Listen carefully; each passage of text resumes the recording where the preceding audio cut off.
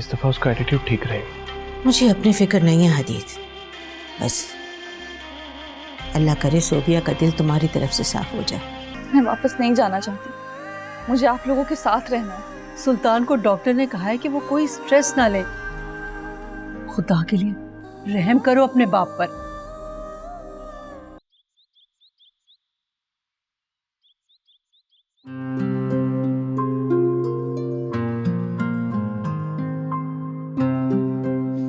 कुछ समझ में नहीं आ रही क्या पहनूं। आशी भी हनीमून को प्यारी ही हो गई है। यहाँ होती तो कोई मशवरा ही दे देती मुझे।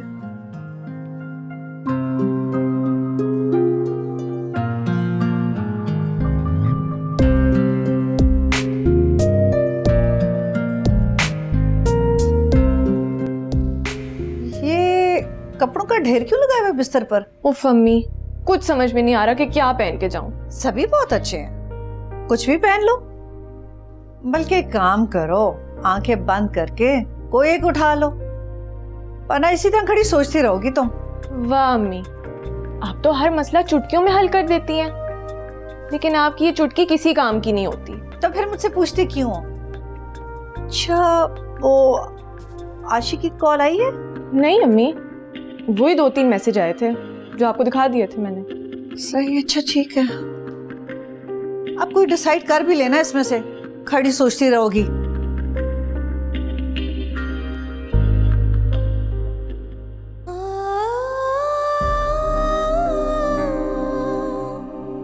कुछ भी हो जाए हदीद, तुम कितने ही लोगों से मशवरा लो, लेकिन मैं तुम्हारे साथ इस रिश्ते को कभी कबूल नहीं करूंगी और ना ही कभी इस निकाह को मानूंगी। I hate you हदीद, नफरत करती हूँ मैं तुमसे। और अहमद, तुम तो वहां की शायद रंगीन फिजाओं में खोकर मुझे ही भूल गए हो। तुम्हें क्या खबर कि मैं किस भंवर में फंसी हुई।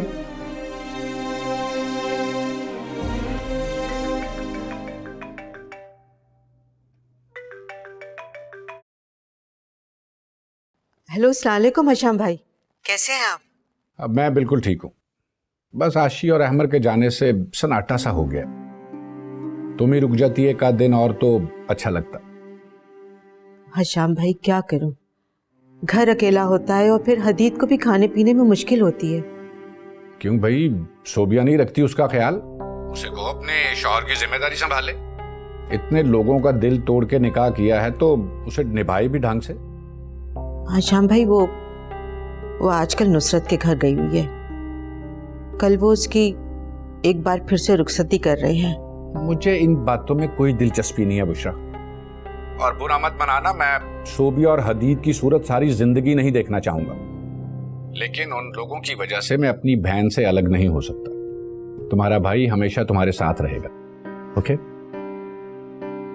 हशाम भाई, आप मुझसे बदगुमान नहीं है, बस यही मेरे लिए काफी है। चलो ठीक है, खुदा हाफिज, फिर मुलाकात होगी। और हाँ, तुम्हारी बहू घर आ जाए तो 2-4 दिन अपने भाई के घर भी रहने आ जाओ। जी जरूर, अल्लाह हाफिज। खुदा हाफिज।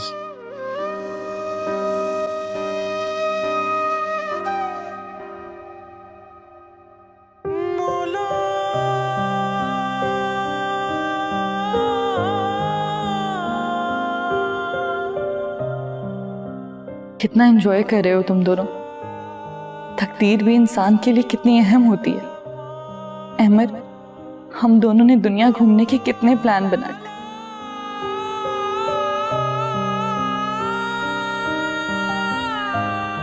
लेकिन किसे खबर थी कि तुम्हारे साथ ये खूबसूरत वक्त गुजारना मेरे नसीब में ही नहीं है।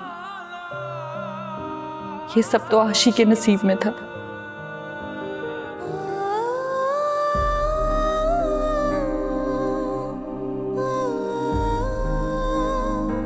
सोबिया बाजी, डैडी और मैं अभी वॉक के लिए जा रहे हैं और मम्मी आपको कमरे में बुला रही हैं।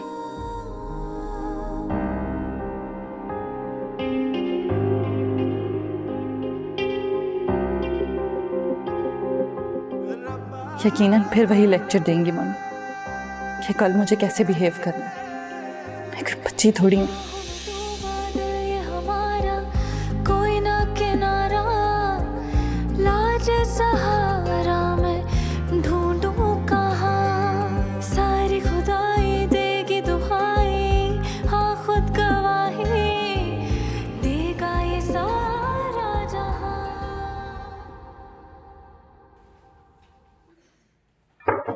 मम्मी, हाँ सोबिया, इधर आओ। तुम्हें फेसबुक पे एक चीज दिखानी है। मम्मी, मेरी लाइफ में अपने मसले कम हैं क्या? क्या मैं अब आपकी फेसबुक भी देखूं? ये देखो, इशरत आपा ने आशी और अहमर की तस्वीरें पोस्ट की हैं। कितनी खूबसूरत जगह घूम फिर रहे हैं वो लोग।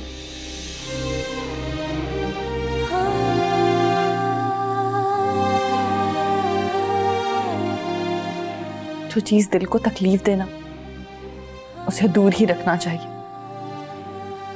आशी की जगह तुम भी हो सकती थी, मगर तुमने अहमर को छोड़कर हदीद का हाथ थाम लिया।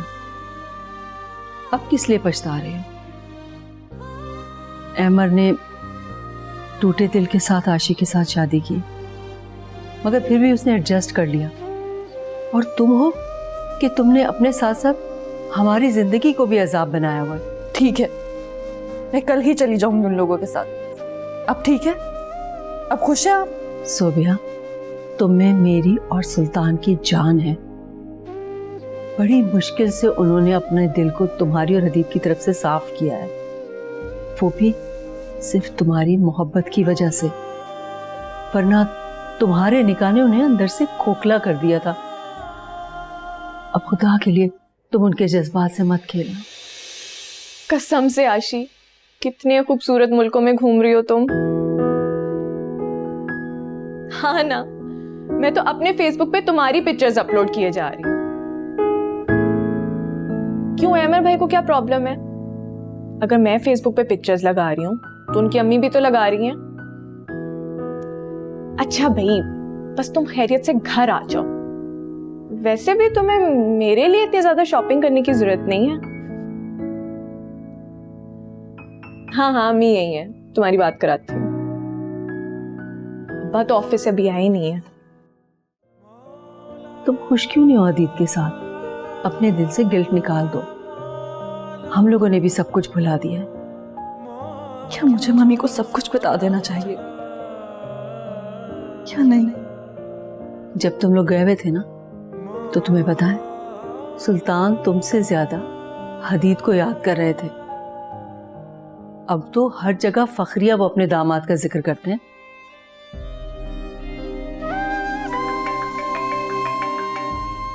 इशरत आपा का फोन है। हेलो, अस्सलाम वालेकुम इशरत आपा, कैसी हैं आप? आज ही तो मिलकर गई हो, खैरियत तो ऐसे पूछ रही हो जैसे सदियां हो गई मिले हुए। इसे एक्साइटमेंट कहते हैं। अच्छा सुनो, अहमर और आशी की तस्वीरें डाली है मैंने। हाँ हाँ, हनीमून की देखी है तुमने? हाँ हाँ, मैंने तो बहुत सी दुआएं भी लिखी हैं उन दोनों के लिए। मेरी तो यही दुआ है कि आशी और अहमर हमेशा इसी तरह खुश रहें। और तुम्हारी सोबिया के लिए भी हर वक्त दुआ करती हूँ मैं कि तुम लोगों को उसकी कोई परेशानी ना देखनी पड़े। अल्लाह का शुक्र है, हदीद बहुत अच्छा शौहर और दामाद है। सुल्तान भी उससे बहुत खुश और मुतमईन है। शतापा, आज ही आप इशाम भाई को मना लीजिएगा। आपका डिनर पे आना बहुत ज़रूरी है। देखिए, आपके बगैर तो मेरा कोई भी फंक्शन कंप्लीट नहीं हो सकता ना। हाँ, मुझे बताइएगा ज़रूर। देखिए, प्लीज़ मुझे मायूस मत कीजिएगा, वरना मैं बहुत अपसेट हो जाऊंगी। अंधी पापा। पापा, ये ले आया मैं आपका सारा सामान। कोई चीज भूले तो नहीं? ये जो आपने इतना सामान मंगवाया है, पहले वो तो देख लें। आप मुझे अप्रिशिएट क्यों नहीं करती? हर बात पे नुक्ताचीनी। वैसे भी असर साहब, ये सारा सामान ना आपके ससुराल वालों के लिए ही मंगवाया, और अब आप देखना मैं कितनी मजे मजे की चीजें बनाऊंगी।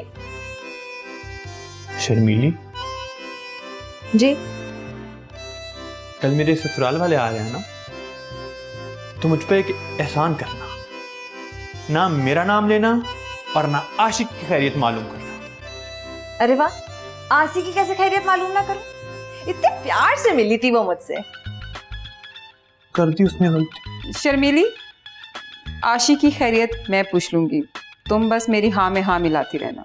और हाँ अशर, जो पैसे मैंने दिए थे सब सामान उन्हीं में आ गया ना? जी नहीं, मैंने अपने पास से पैसे डाले हैं, फिर जाके आया आपके सारा सामान। क्या इतनी बड़ी बात है? ऐसे एक लतीफ़ा याद आया, सुनाओ? अब आप इतना कह रही हैं तो मैं सुना ही देता हूँ। एक बार एक शख्स हजाम के पास गया। वापसी पर जब अपनी बीवी से उसने पूछा कि मैं कैसा लग रहा हूँ, तो बीवी कहती है, अरे आपने तो बाल ज़्यादा छोटे करा लिए। तो कहने लगा, उसके पास 20 रुपये का छुट्टा नहीं था, तो मैंने 20 की भी कटिंग करवा ली।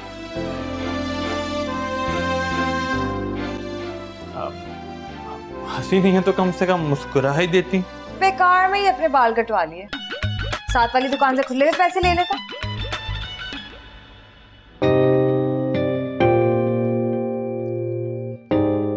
अस्सलाम वालेकुम। वालेकुम अस्सलाम। अच्छा हो आप आ गए, मैंने ना आपके इंतजार में चाय नहीं पी है, जल्दी से चाय फ्रेश हो जाए, चाय लगवाती हूँ। खैरियत है? इतना जबरदस्त वेलकम पहले तो कभी नहीं किया तुमने। अच्छा, मैं तो आपको रोज ही बहुत प्यार से वेलकम करती हूँ, ये और बात है कि आपने नोट पहली दफा किया। आज कुछ बहुत स्पेशल लग रहे हैं और आप खूबसूरत भी बहुत नजर आ रही हैं। अच्छा चलिए, आपको खूबसूरत तो लगी मैं। अच्छा अब जाए ना, क्यों टाइम वेस्ट कर रहे हैं, मैंने चाय लगवानी, जाए फ्रेश हो जाए। मैं आ रहा हूँ। अल्लाह करे शाम मेरी बात मान जाए। मुंसिफ चाय लगा दो।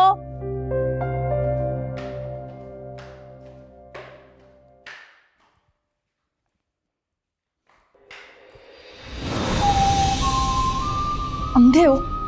यहाँ क्यों खड़े हो? अभी गिरा देते मुझे। मैं तुम्हें कभी गिरने दे सकता हूँ भला? ये तुम कह रहे हो मुझे, जिसने सबकी नजरों में गिरा दिया मुझे? क्यों हो इतने ढीठ? दफा क्यों नहीं हो जाता यहाँ से? हटो मेरे रास्ते से।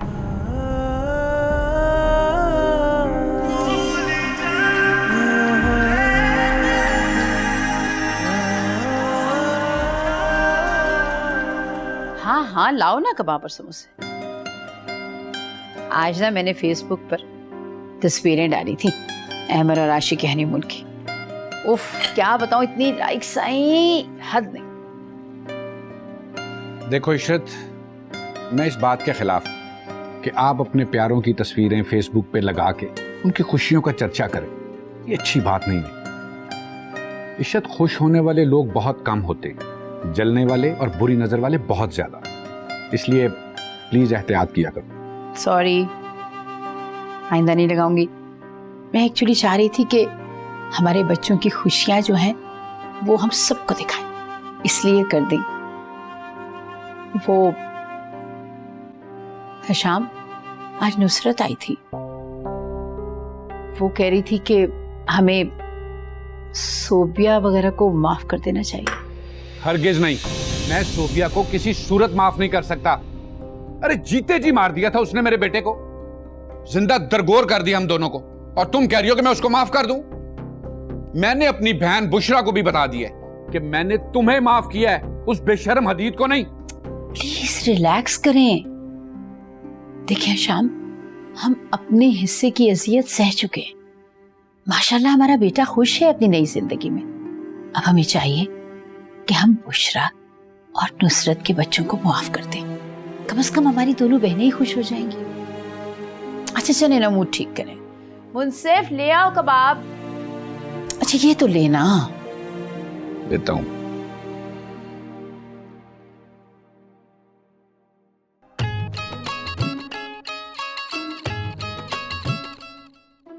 क्या हुआ शर्मीली, शकूर से लड़ाई हो गई? अरे नहीं बाजी, मुझे ना परसों की बहुत फिक्र हो रही है। अरे परेशान मत हो, मैं हूं ना तुम्हारे साथ, दोनों मिलकर काम करेंगे। काम की मेरी टेंशन नहीं है, वो तो आपको पता है मैं अकेले सारा काम संभाल लेती हूँ। दरअसल ना बात कुछ और है। क्या मसला है? मुझे ना शर्म आ रही है। अब मैं कौन सा तुम्हारा दूल्हा हूँ? अल्लाह बाजी कैसी बात है जो तुम्हें शर्म आ रही है। अब बताओ। बाजी मुझे ना नया जोड़ा चाहिए। अब भाई दानिया के अम्मी अब्बू के सामने मेरा भी तो कोई अच्छा इंप्रेशन पड़ना चाहिए ना।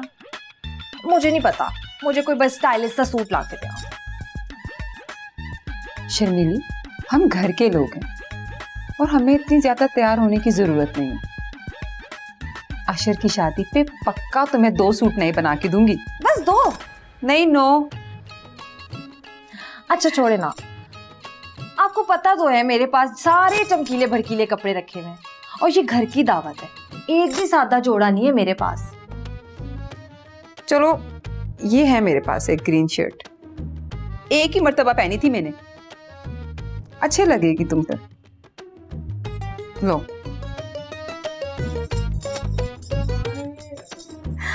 हाय, तो कितनी प्यारी लगेगी ना बाजी मुझ पर। कितनी अच्छी बाजी है आप। तुम भी तो बहुत अच्छी हो शर्मी। वो तो हूँ।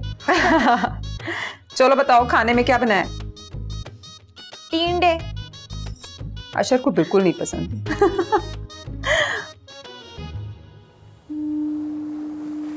बाबा अम्मी ठीक कह रही हैं, उन दोनों को फुप्पो और खाला की खातिर आप प्लीज माफ कर दें, कम से कम उनकी जिंदगी पुरसुकून हो जाएगी। लेकिन अहमर, मैं नहीं चाहता कि तुम्हारा सोबिया और हदीद से सामना हो। मैं भी नहीं चाहता कि कभी भी हदीद मेरे सामने आए। और सोबिया से? बाबा फिलहाल मैं वहां पर नहीं हूं, और आपके वहां जाने से कितने लोगों को खुशी मिल जाएगी। और ये मैंने आपसे ही सीखा है कि किसी के चेहरे पे खुशी बिखेरना भी एक इबादत है। अम्मी, खाला, फुप्पो, इन सबका दिल कितना बढ़ जाएगा अगर आप वहां चले जाएंगे।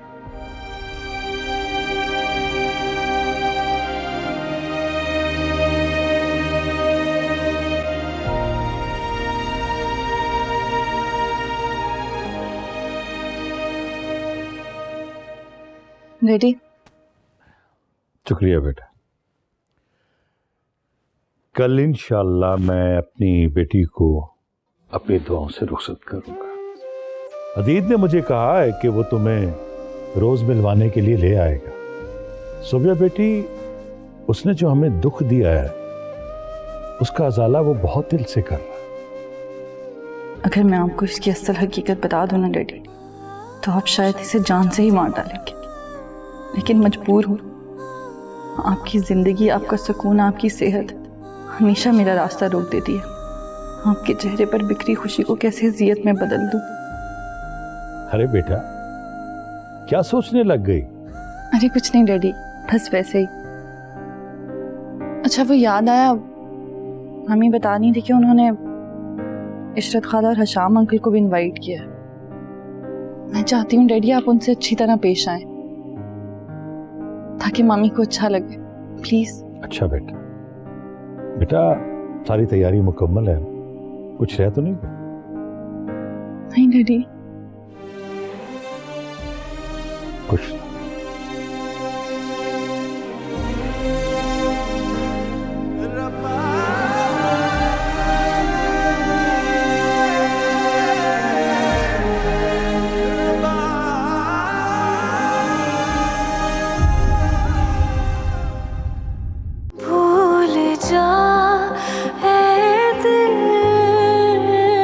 मैं उसकी ये सारी बदतमीजियां कैसे बर्दाश्त करूंगी?